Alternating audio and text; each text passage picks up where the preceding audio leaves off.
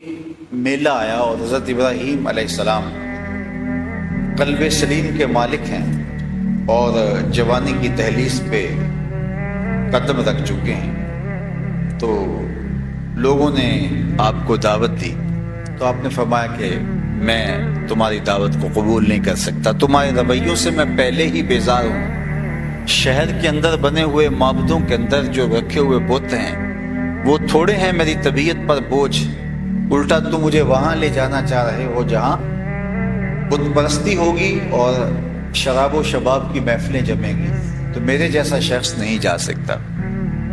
تو خیر وہ اپنے بتوں کے سامنے مختلف چیزیں رکھ کر کے آپ باہر چلے گئے میلہ دیکھنے کے لیے، اور حضرت ابراہیم علیہ السلام اٹھے اور ہاتھ میں کلہاڑا پکڑا۔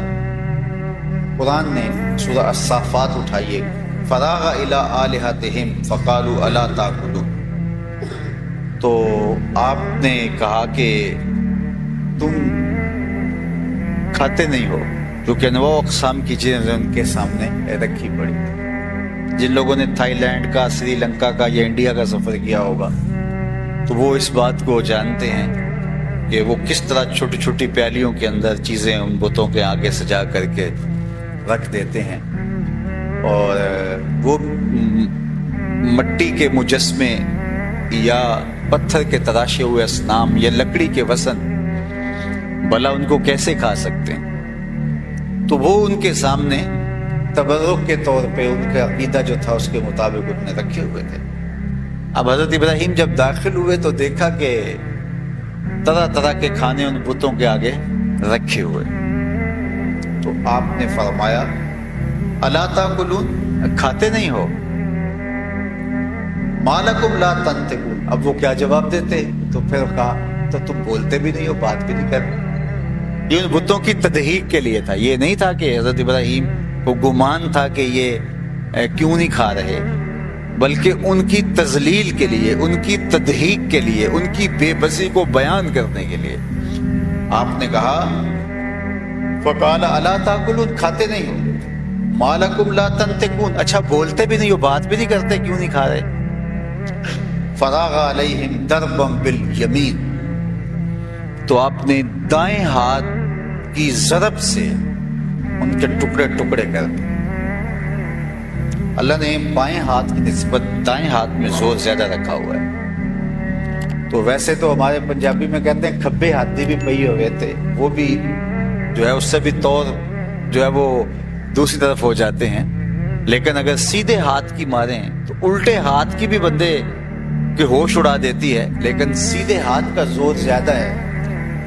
تو اللہ تعالیٰ جل شانہ نے یہاں جو لفظ بیان فرمایا حضرت ابراہیم کے اس جاہ و جلال کو بیان کرنے کے لیے، فراغ علیہم ضربا بالیمین، تو دائیں ہاتھ سے کلہاڑا آپ نے پوری قوت کے ساتھ مارا اور ان کے ٹکڑے ٹکڑے کر دیے۔ فاقبلوا الیہ یزفون، تو کافروں کو اس کی طرف جو ہے وہ آنے کی جلدی تھی، وہ پلٹ کے جب آئے دیکھا سارے بتوں کا تیا پانچا ہو گیا ہوا ہے۔ دوسرے مقام پہ اللہ تعالیٰ نے ارشاد فرمایا کہ ان کے ٹکڑے ٹکڑے ہو گئے، چورا چورا ہو گئے، جب آپ نے اپنے کلہاڑے سے ان کے ٹکڑے کر دیے۔ اور اچھا کیا کیا کہ آپ نے جو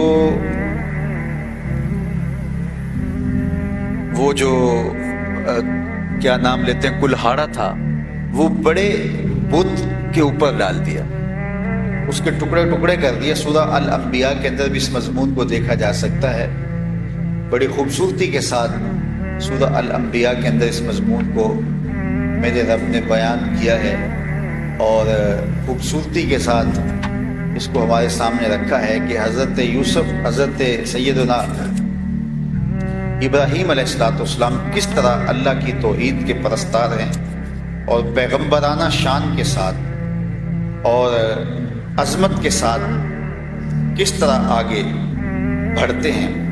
تو آئیے ذرا اس مضمون کو ہم سورہ الانبیاء جو قرآن مجید کی 21ویں سورت ہے اس میں اس مضمون کو دیکھ سکتے ہیں۔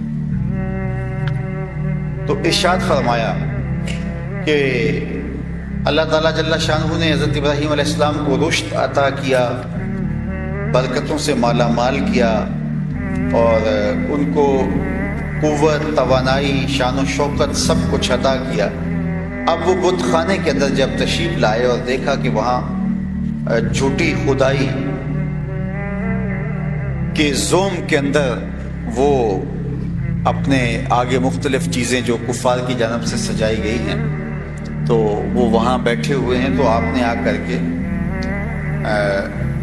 ان پر وار کیے اور ان کے ٹکڑے ٹکڑے کر دیے۔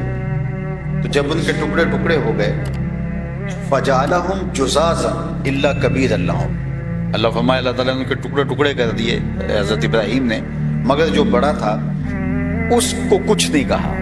یہ حکمت تھی، جس طرح مناظرے کا ایک رنج دنگ ہوتا ہے، دلیل راستہ چھوڑنا پڑتا ہے کہ یہاں کوئی آ کے پھنسے تو پھر جو ہے وہ میں اس کو قید میں کر سکوں۔ مچھلیاں پکڑنے کے لیے بھی طریق ہوتا ہے کہ ایک جانب سے راستہ چھوڑ دیا جاتا ہے اور مچھلیوں کو وہاں سے راستہ ملے اور وہاں سے وہ اس جو ہے وہ کم پانی میں آ جائے اور پھر وہاں سے پکڑ لیا جائے۔ تو یہ طریق ہوتا ہے کسی کو پھنسانے کے لیے۔ تو بڑے بت سے نفرت کم نہیں تھی، یا اس پر یہ نہیں تھا کہ اس پر غصہ نہیں تھا یا اس سے کوئی معاہدہ تھا، بلکہ کفار کو لاجواب کرنے کے لیے ایک طریق تھا کہ ان کے چھوٹے چھوٹے جتنے بھی بت تھے اور بتنیاں تھیں سب کے ٹکڑے ٹکڑے کر دیے۔ قرآن نے جو لفظ استعمال فجعلہم جزازا، ان کے ٹکڑے ٹکڑے کر کے رکھ دیے، الا کبیر لہم، لیکن جو بڑا بت تھا اس کو یوں ہی چھوڑ دیا۔ لعلہم الیہ یرجعون، کہ شاید وہ اس کی طرف آئیں اور اس سے کچھ پوچھیں۔ قالوا من فعل ھذا بآلہتنا انہ لمن الظالمین، اب جب وہ واپس پلٹے اور انہوں نے دیکھا کہ ہمارے بتوں کے ساتھ کسی نے بہت برا سلوک کیا ہے، تو وہ کہنے لگے ہمارے خداؤں کے ساتھ جس نے بھی یہ کیا ہے اس نے بہت ظلم کیا ہے، بہت زیادتی ہوئی ہے۔ اب وہ بیٹھ کے آپس میں سوچنے لگے کہ یہ ہوا کیا، یعنی یہ ان کے محافظ کہلاتے تھے اور نمرود کی جھوٹی خدائی ان کے بل بوتے پہ چل رہی تھی ان کے زوم کے مطابق، اور وہ ان کو اپنی ساری ضرورتوں کا کفیل بھی سمجھتے تھے اور اپنے لیے بہت بڑی ڈھال اور ڈھارس بھی سمجھتے تھے کہ یہ بت ہمیں کچھ نہیں ہونے دیں گے اور ہمارے ضروریات کی کفالت بھی یہی کریں گے۔ لیکن جب وہ اپنے آپ کو بھی نہ بچا سکے اور ان کا تیا پانچا ہوا ہے اور وہ بکھرے پڑے ہیں، کسی کا کان کٹا ہے، کسی کی ناک کٹی ہے، کسی کے اعضاء ٹوٹے ہیں، کسی کا پیٹ چاک ہے، کسی کی ٹانگیں توڑ دی گئی ہیں، بڑے حیرت زدہ ہوئے اور آپس میں بیٹھے اور کہا کہ یہ کس نے کیا ہوگا؟ پورے بابل کے اندر یہ کسی کو جرأت ہو سکتی ہے کہ اپنے خداؤں کے ساتھ یہ کرے؟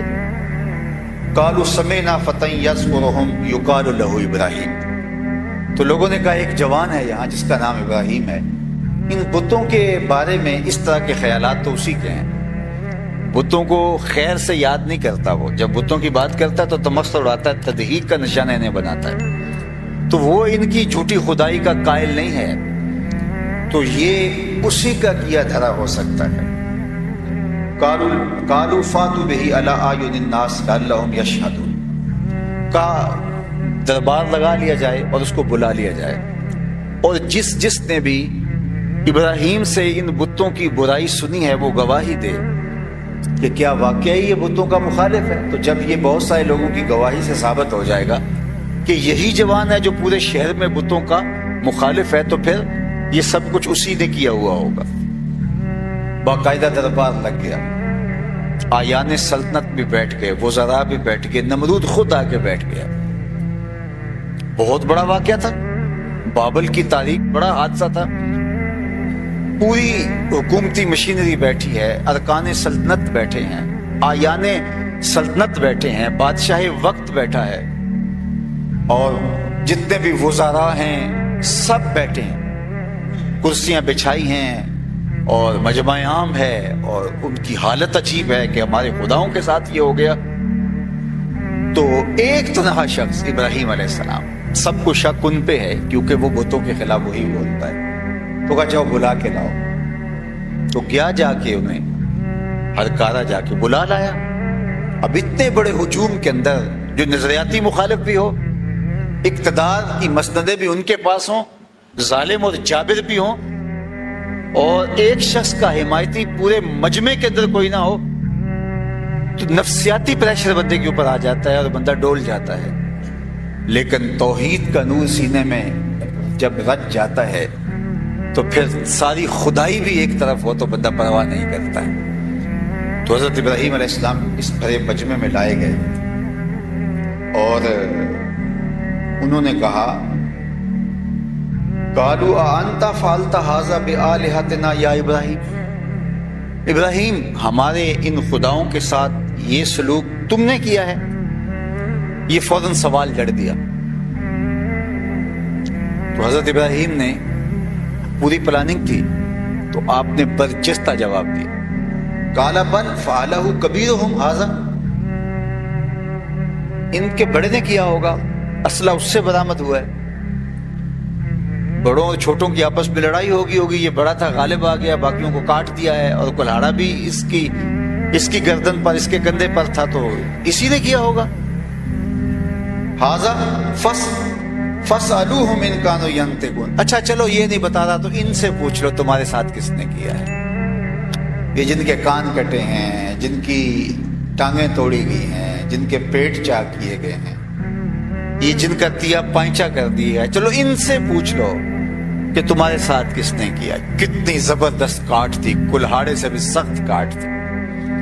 پہلے کہا بڑے نے کیا ہوگا، اسلحہ اس سے برآمد ہوا ہے، قرینہ حالیہ یہی ہے. پھر کہا اچھا چلو ان سے پوچھ لو، یہ بتائیں کہ ہمارے ساتھ کس نے سلوک کیا. فرجعوا الى انفسهم فقالوا انکم انتم الظالمون. قرآن نے یہاں ان کی کیفیت بیان کی. جب حضرت ابراہیم نے یہ کہا نا تو پھر ان کی جو کیفیت ہوئی وہ بیان کی. فرجعوا الى انفسهم، اللہ اکبر. وہ اپنے جی کی طرف پلٹے، اپنے اندر اترے، اپنے ضمیر کی طرف جھانکنے لگے. ضمیر سے جو آواز آئی وہ کیا تھی؟ فقالوا انکم انتم الظالمون. اندر سے آواز آئی تم خود ہی ظالم، جو اپنا دفاع نہ کر سکیں اور اپنے درد کی پپتا بھی نہ سنا سکیں، اپنی مظلومیت کی کہانی بھی بیان نہ کر سکیں، وہ تمہارا کیا کریں گے. یہ اندر سے ضمیر چیخ رہا تھا، اندر سے آوازیں آ رہی تھی.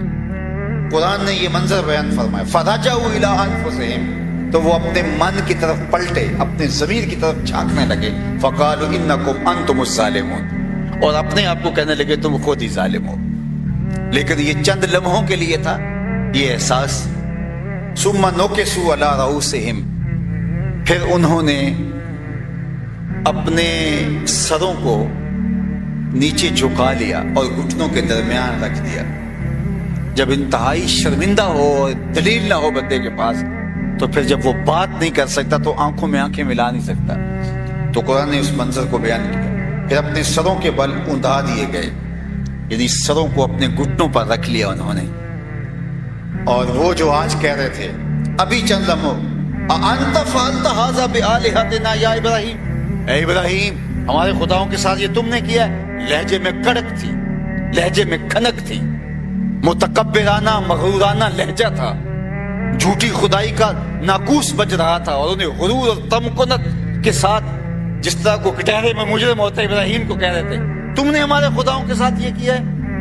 اب جو گردن اٹھا کے یہ کہہ رہے تھے، ابراہیم نے صرف دو لفظ کہے، بڑے نے کیا ہوگا، اسلحہ اس سے برآمد ہوا ہے، یا ان سے پوچھ لو کہ تمہارے ساتھ یہ سلوک کس نے کیا. یہ صرف دو باتیں کی. دو باتوں کے بعد لہجے بدل گئے اور قرآن بتاتا ہے گردنیں جھکا لی. اور ابراہیم علیہ السلام سے کہ کیا بولے؟ لقد علمت ما هؤلاء ينطقون. لہجہ ٹوٹا ٹوٹا تھا، نظریں جھکی جھکی تھیں، اور گردنیں جو ہے وہ جھکا کر کے اپنے گھٹنوں پہ ڈالی ہوئی تھیں. اور دھیمی سی آواز سے بولے، ذرا لفظ بولیے سنیے، لقد علمت ما هؤلاء ينطقون. ابراہیم تجھے پتا ہے یہ بولتے نہیں. ابراہیم تو جانتا ہے یہ بیچارے بولتے نہیں ہیں. اللہ اکبر. یہی تو ابراہیم چاہ رہے تھے، اسی جگہ پہ ان کو لانا چاہ رہے تھے. اور جب انہوں نے کہا ابراہیم تو جانتا ہے یہ بیچارے بولتے نہیں ہیں، تو پھر جناب ابراہیم علیہ السلام کی خطابت کا رنگ دیکھنے والا تھا. اللہ اکبر، اللہ کا پیغمبر پیغمبرانہ شان سے کھڑا ہے، اور اس بھرے مجمع میں جہاں نمرود بھی ہے، آیان سلطنت بھی ہے، اور پوری قوم کھڑی ہے، اور حضرت ابراہیم کو کٹہرے میں لا کے کھڑا کیا تھا بطور مجرم کہ ہمارے خداؤں کے ساتھ یہ سلوک تم نے کیا ہے۔ دو لفظوں کی کاٹ کلہاڑوں سے بھی سخت ثابت ہوئی، اور حضرت ابراہیم علیہ السلام کے سامنے وہ لجاجت بھرے لہجے کے اندر جھکی جھکی آنکھوں سے دھیمے دھیمے انداز میں کہنے لگے، ابراہیم تو جانتا ہے یہ بیچارے بولتے نہیں ہیں، ان سے کیا پوچھیں۔ تو اسی موقع کی تلاش میں تھے، پھر اللہ کے نبی کھڑے ہوئے، اور جو انہوں نے لفظ کہے ذرا ان لفظوں کی کاٹ دیکھیے۔ آواز آئی، قال فتعبدون من دون اللہ ما لا ينفعکم شیئا ولا یضرکم اف لکم ولما تعبدون من دون اللہ افلا تعقلون۔ حضرت ابراہیم علیہ السلام نے فرمایا، تم اللہ کے علاوہ ان کو پوچھتے ہو جو نہ تمہیں نفع دے سکتے ہیں نہ تمہیں نقصان دے سکتے ہیں۔ اف لکم، یہ وہ لفظ تھے جس لفظ نے جو ہے وہ ان کو جھنجھوڑ دیا۔ اف لکم، افسوس ہے تمہارے اوپر، تف ہے تمہارے اوپر، وَلِمَا تَعْبُدُونَ مِن دُونِ اللَّهِ، تمہارے ان جھوٹے خداؤں پر بھی۔ افلا تعقلون، پھر اگلی کاٹ، تمہاری کھوپڑی میں دماغ نہیں ہے، تمہارے پاس عقل نہیں ہے۔ افلا تعقلون، کیا تم عقل نہیں رکھتے ہو؟ جو نہ تمہیں نفع دے سکے نہ تمہیں نقصان پہنچا سکیں، کوئی حملہ آور ہو تو اپنے آپ کو بچا نہ سکیں، دکھ کی کہانی بھی سنا نہ سکیں، اور وہ تمہارے معبود ہیں، وہ تمہیں مشکلوں سے بچاتے ہیں، تمہیں اذیتوں سے بچاتے ہیں، تمہیں تکلیفوں سے بچاتے ہیں، تمہارے لیے بارشیں برساتے ہیں، زمین سے سبزہ وہ اگاتے ہیں، جنگوں میں فتح تمہیں وہ دیتے ہیں، دشمن کی تلواروں کی کاٹ سے تمہیں وہ بچاتے ہیں۔ اف لکم ولما تعبدون من دون اللہ افلا تعقلون، کا افسوس ہے تمہارے اندر عقل نہیں ہے۔ اللہ اکبر۔ اب بتائیے اس کا کیا جواب تھا؟ اب تو سر نہیں اٹھ رہے تھے، جب بولتی بند ہو گئی، جب دلیل سے جواب دینا نہ آیا تو بولے، قرآن نے اس منظر کو بیان کیا ہے، بولے قالوا حرقوه وانصروا آلہتکم ان کنتم فاعلین، اس باغی کو جلا دو اگر اپنے بتوں کو بچانا چاہتے ہو۔ اس کی کاٹ کا آپ جواب نہیں دے سکتے۔ اگر آپ اپنے مذہب کو بچانا چاہتے ہو، اپنے عقیدے کو بچانا چاہتے ہو، اپنے بتوں کی حفاظت کرنا چاہتے ہو، تو ایک ہی حل ہے کہ اس کو جلا کے راکھ کر دو، نہ رہے بانس نہ بجے بانسری۔